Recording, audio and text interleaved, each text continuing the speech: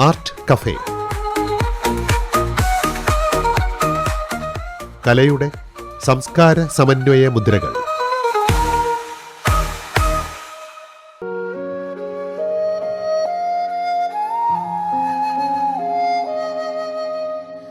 താൻ ഉൾപ്പെടുന്ന ട്രാൻസ്ജെൻഡേഴ്സ് വിഭാഗത്തിന്റെ അവകാശങ്ങൾക്കായി പോരാടുകയും കലാപ്രവർത്തനങ്ങളിൽ സജീവമായി ഇടപെടുകയും ചെയ്യുന്ന കൽക്കി സുബ്രഹ്മണ്യം പങ്കെടുക്കുന്ന പ്രത്യേക പരിപാടിയാണ് ആർട്ട് കഫേയിൽ ഇന്നും നാളെയുമായി പ്രക്ഷേപണം ചെയ്യുന്നത്. തമിഴ്നാട് കേന്ദ്രീകരിച്ച് പ്രവർത്തിക്കുന്ന കൽക്കി സുബ്രഹ്മണ്യം അറിയപ്പെടുന്ന നർത്തകിയും ചിത്രകാരിയും എഴുത്തുകാരിയും ചലച്ചിത്ര നടിയുമാണ്. 2011 റിലീസായ നർത്തകി എന്ന തമിഴ് സിനിമയിൽ മുഖ്യ കഥാപാത്രത്തെ അവതരിപ്പിക്കുക വഴി ദേശീയ തലത്തിൽ പ്രശസ്തി നേടി. പുരുഷനും സ്ത്രീയുമല്ലാതെ ജീവിക്കേണ്ടി വരുന്നവർ, ട്രാൻസ്ജെൻഡർ, സമൂഹത്തിൽ ഏറെ പാർശ്വവൽക്കരിക്കപ്പെട്ട വിഭാഗം, അവജ്ഞയും അപമാനവും നേരിട്ട് ജീവിക്കാൻ വിധിക്കപ്പെട്ടവർ. എന്നാൽ തളരാതെ തകരാതെ ആ ജീവിതയാത്രയിൽ മുന്നോട്ടു പോയവരുണ്ട്. സ്വയം മുന്നോട്ടു പോകുക മാത്രമല്ല, ജീവിതം ഒരു പോരാട്ടമാക്കി മാറ്റി കൂടെയുള്ളവർക്കും അതിജീവിക്കാൻ ശക്തി പകർന്നവർ. So I was one of the victims who faced a lot of trouble and discrimination and bullying at school. But family was there to support me anyway.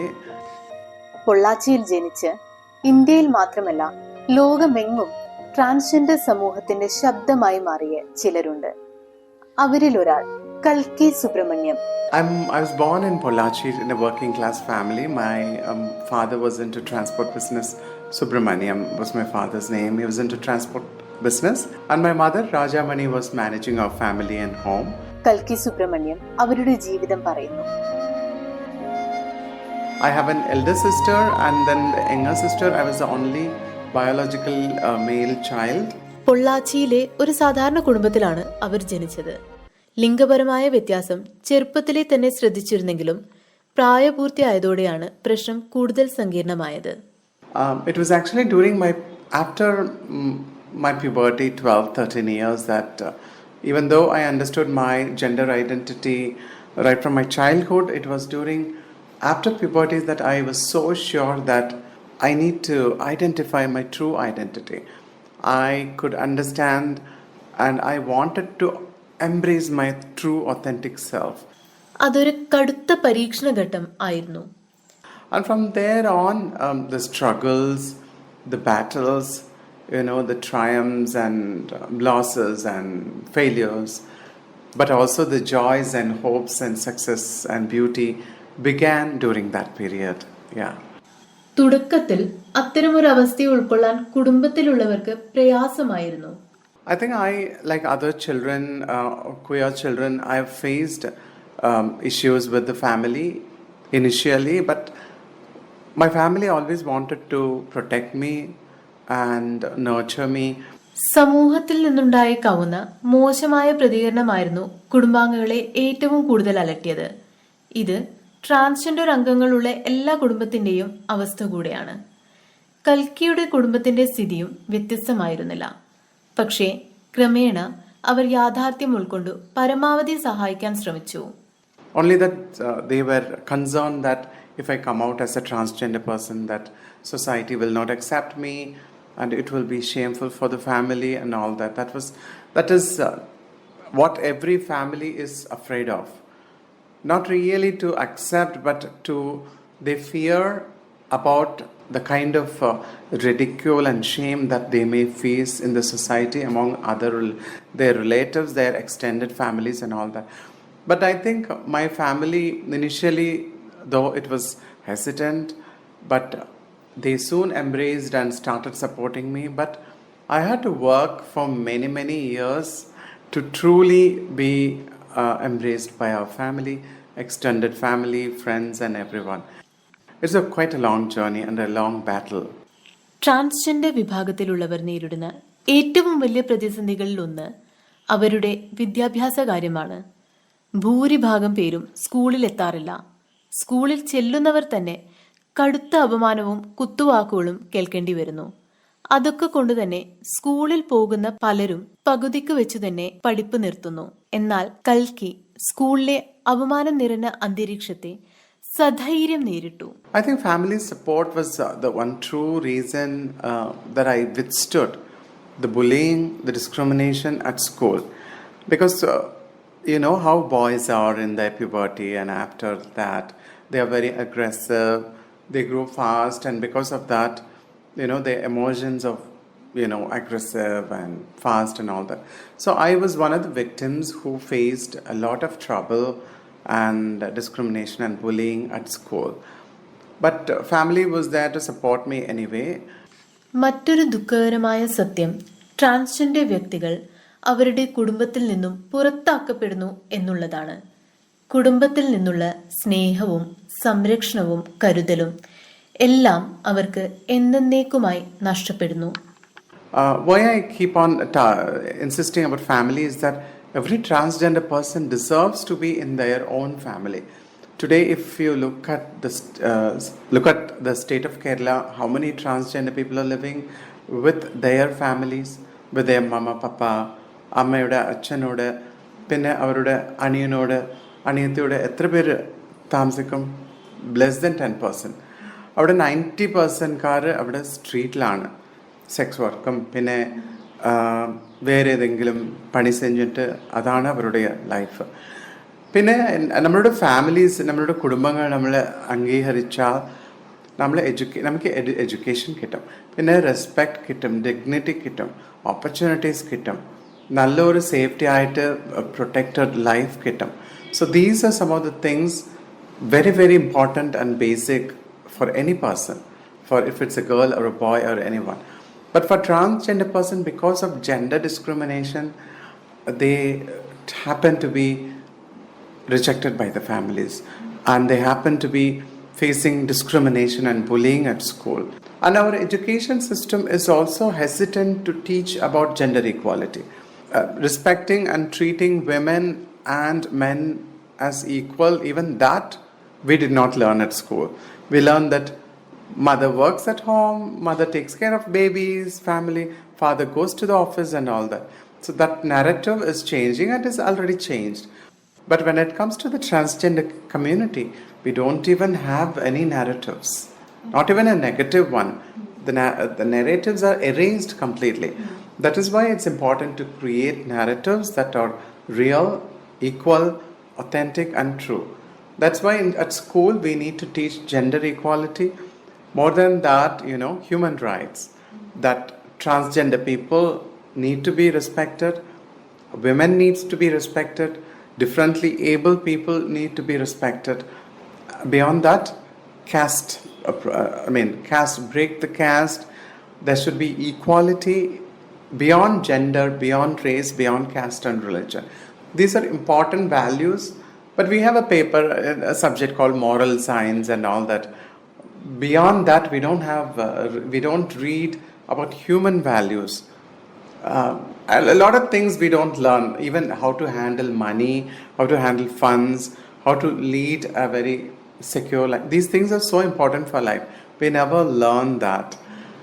So the education system is also at fault in many ways. It needs to be reimagined, rewritten, reinvented. In that way, school life for me and a lot of other transgender people, almost everyone, was definitely horrible.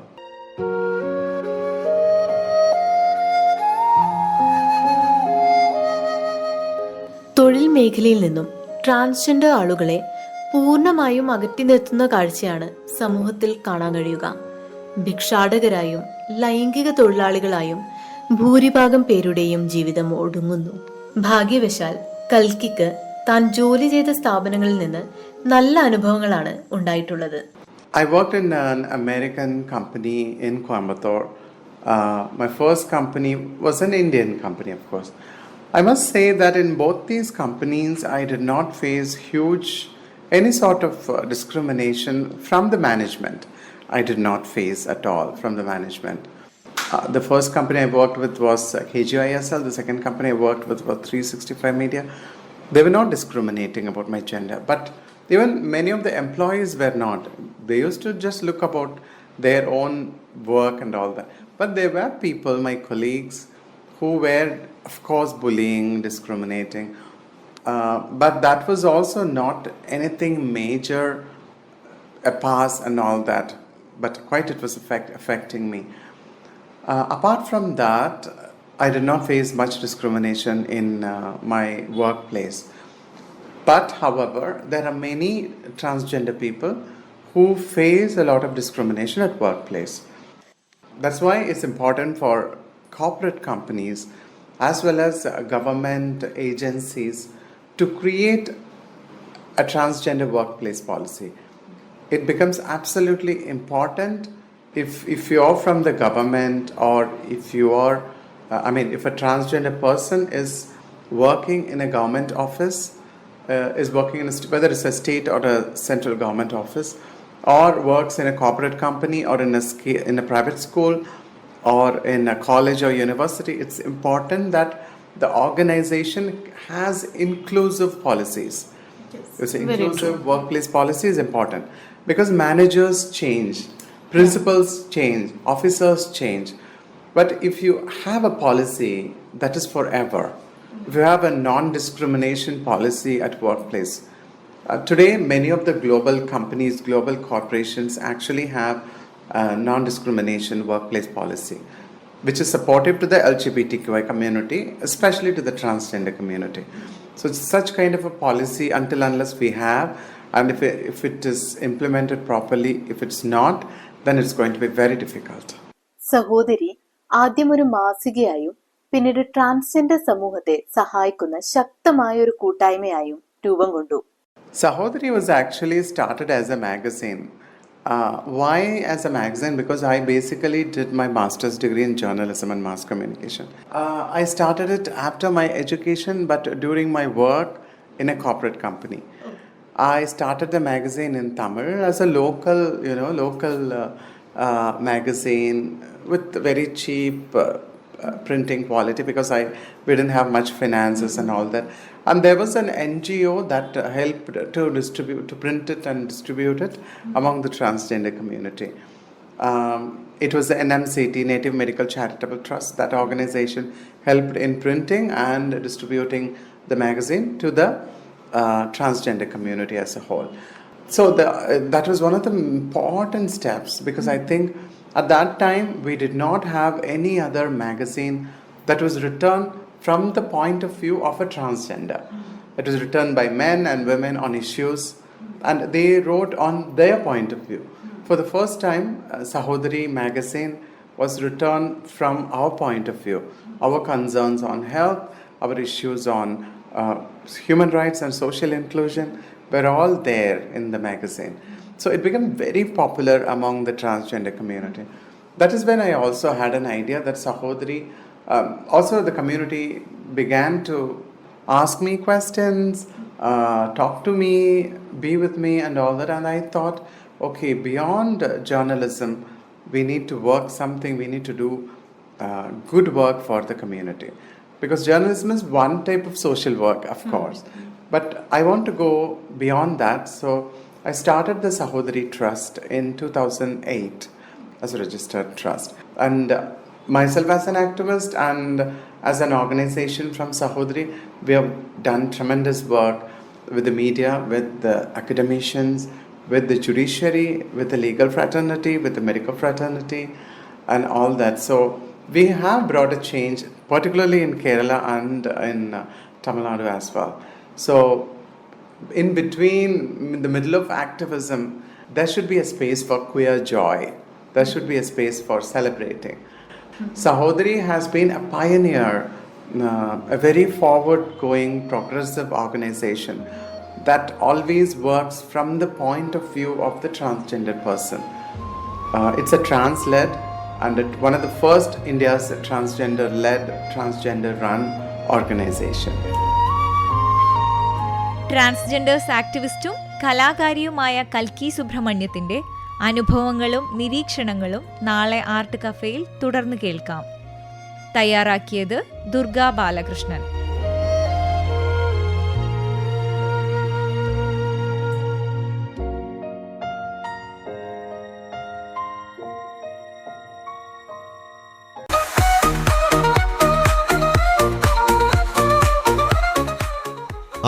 Cafe. കലയുടെ സംസ്കാര സമന്വയ മുദ്രകൾ.